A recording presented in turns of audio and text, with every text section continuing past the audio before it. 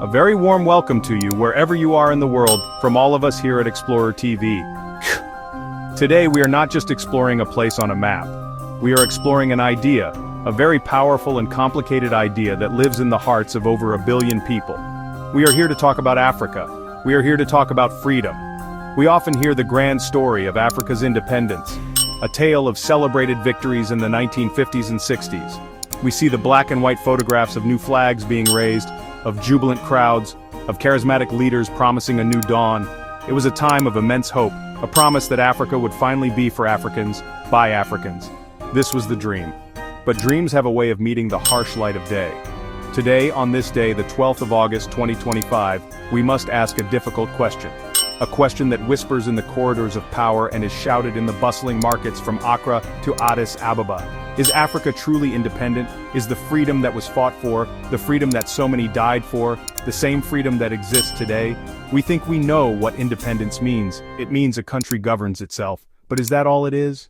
Is political autonomy the full measure of liberty, or is it merely the first chapter in a much longer, more complex story of what it means to be free? Let us challenge this simple definition together. True independence, one might argue, is not just the absence of a foreign flag. It is the power to determine your own economic destiny, to shape your own cultural narrative, and to make decisions that serve your people first, not foreign interests. It is the freedom from invisible strings, the subtle yet powerful threads of influence that can be just as binding as any colonial chain. These are the threads of debt, of foreign aid with conditions, of corporations whose balance sheets are larger than the GDP of the nations they operate in. These are the realities we must confront. So I invite you to journey with us. Forget the headlines you are used to seeing. We are going deeper. We will peel back the layers of this story, not with judgment, but with curiosity. We will look at the truth they often do not tell you. This is not a story of despair, but one of complexity, resilience, and nuance. It is a story about a continent that is not a single country but a vast tapestry of nations, each with its own unique struggle for genuine sovereignty. Imagine the air in Accra on March 6, 1957. Can you feel it? It must have been electric, thick with a hope so potent you could almost taste it. Ghana, the first sub-Saharan nation to break from British rule, was born. Kwame Nkrumah, its first leader, stood before his people and declared, "Our independence is meaningless unless it is linked up with the total liberation of Africa." This was not just a political speech, it was a prophecy. It was the spark that lit a fire of liberation across the entire continent. One by one, nations began to shed the yoke of colonial masters who had drawn lines on maps with no regard for the people who lived within them. The promise was intoxicatingly simple and profoundly beautiful. It was a promise of self-determination. It meant that the wealth of Africa's soil would finally be used to build schools and hospitals for African children, not to enrich European capitals. It meant that African voices, languages, and histories so long suppressed would be taught and celebrated. It was a promise of dignity, the fundamental human right to be the author of your own story. Political freedom without economic freedom is a hollow prize. This is perhaps the most critical and least understood aspect of Africa's independence story. When the colonial powers left, they did not leave behind diversified, self-sufficient economies. They left behind economies that were designed for one purpose, to be a source of raw materials for the industries of the global north.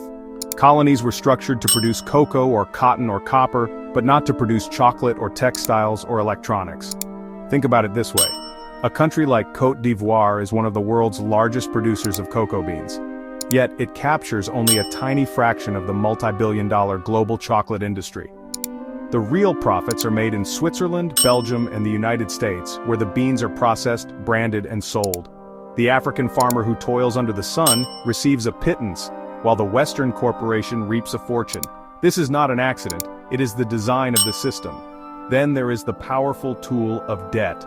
In the decades following independence, many African nations took on substantial loans from institutions like the World Bank and the International Monetary Fund.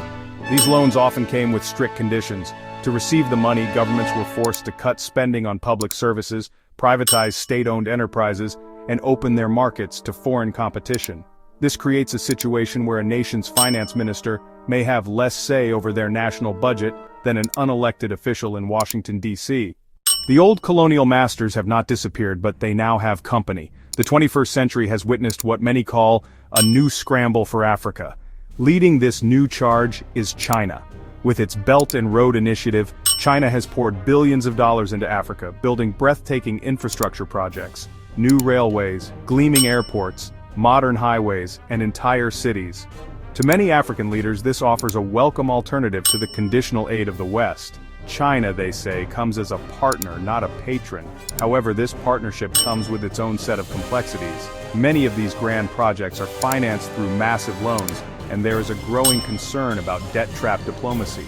If a nation cannot repay its loans, China could potentially take control of the strategic assets it helped build, such as a port or a railway line. But China is not the only new player. Countries like Russia, Turkey, the United Arab Emirates, and India are all deepening their engagement across Africa. This multipolar competition for influence can at times give African nations more leverage, allowing them to play one power against another to get a better deal. Yet it also makes the continent a theater for global power rivalries. The focus remains squarely on Africa's resources and its strategic location, rather than on the genuine sustainable development of its people. The continent is still viewed by many external actors as a prize to be won. The scramble may have new faces and new methods, but the underlying motivation is hauntingly familiar. True independence is not only about who controls the government or the economy, it is also about who controls the stories a society tells itself. Consider the pervasive influence of Western media. From Hollywood films to global news networks, the narratives that dominate African airwaves are often foreign, presenting a world where success, beauty, and power are overwhelmingly white and Western. A young girl in Lagos or Nairobi might see more images of blonde, blue-eyed heroines than women who look like her and her mother. Language itself is a powerful vehicle for this cultural influence. In many African nations, the language of government, of higher education, and of business is still English, French, or Portuguese. When a child must learn a foreign tongue to succeed, it sends a clear message about which culture holds power. Losing a language is not just losing words, it is losing a unique worldview, a repository of history, poetry, and ancestral knowledge. However, there is a vibrant and powerful cultural renaissance pushing back against this tide. A new generation of African writers, filmmakers, musicians, and fashion designers are confidently telling their own stories on their own terms. From the global success of Afrobeats music to the literary acclaim of authors who write with an unapologetically African voice, the continent is reclaiming its narrative. They are challenging the old colonial mindset and proving that modernity does not have to be a synonym for westernization. The story of Africa's fight for true independence is not only found in presidential palaces or at international summits. It is written every day in the lives of ordinary people, in small acts of defiance, innovation, and resilience. We see it in the farmer in rural Zambia who chooses to plant indigenous drought-resistant crops passed down through generations, rather than relying on expensive imported hybrid seeds sold by a multinational corporation. This is not just agriculture, it is an act of economic self-determination. We hear it in the voice of a young tech entrepreneur in a bustling innovation hub in Kigali, Rwanda. She is not waiting for a foreign company to solve a local problem. She is developing a mobile application that helps local merchants access credit without going through traditional banks, which often overlook them. She is building a solution from the ground up, tailored to the specific needs of her community. This is not just business, it is a declaration that Africa has the ingenuity and the talent to forge its own path forward. We witness it in the classroom of a teacher in a small town in Ghana's Ashanti region. She spends her own money to buy books by African authors like Ama-Ata Aidoo and Ayikwe Arma, ensuring her students see their own reality reflected in literature. She teaches them proverbs in TWI alongside their English lessons. This is not just education, it is a conscious act of cultural preservation, a fight to decolonize the minds of the next generation, and to instill in them a sense of self-worth that is not dependent on outside validation.